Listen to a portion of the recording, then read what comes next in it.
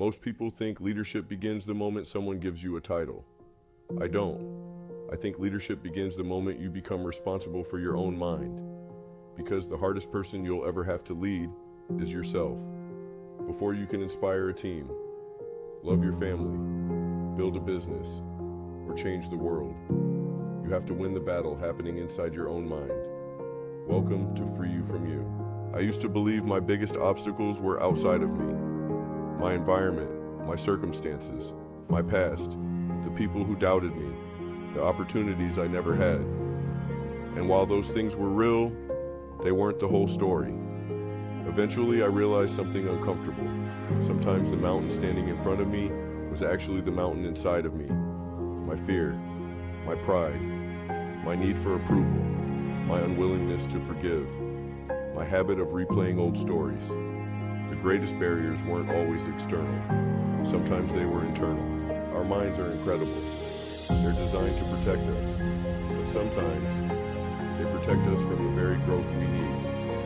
Think about how often we avoid difficult conversations, delay pursuing our goals, stay in unhealthy relationships, remain silent when we should speak, or keep proving the same limiting beliefs we've carried since childhood. This isn't because we're weak. It's because the brain prefers what's familiar, even when the familiar no longer serves us. We often mistake familiarity for safety. But healing asks something different. Healing asks us to become comfortable with growth. Growth almost always feels unfamiliar. That's why transformation isn't simply about changing your behavior. It's about changing your relationship with yourself.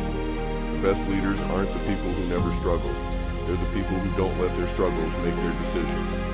Leadership isn't controlling other people. It's learning to regulate yourself before trying to regulate the room. It's asking, what story am I telling myself? Is my fear making this decision? Am I reacting from old wounds or responding from wisdom? The strongest leaders I've met aren't perfect. They're self-aware. They've learned that emotional intelligence isn't a luxury. It's a necessity. Because the way you lead yourself determines how you lead everyone else. This week, I want you to practice 3 questions whenever you feel stuck. Question 1.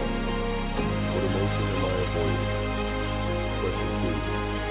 What belief is keeping me here?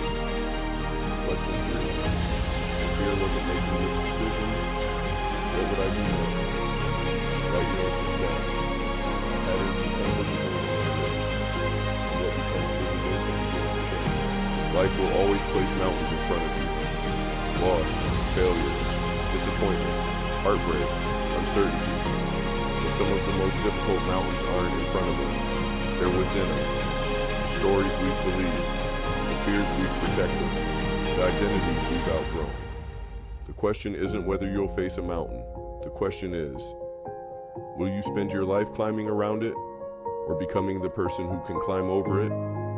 Because your greatest breakthrough isn't waiting on the other side of someone else's decision. It's waiting on the other side of your own. The person standing between you and the life you want isn't always someone else. Sometimes, it's the version of yourself you've outgrown. That's what it means to free you from you.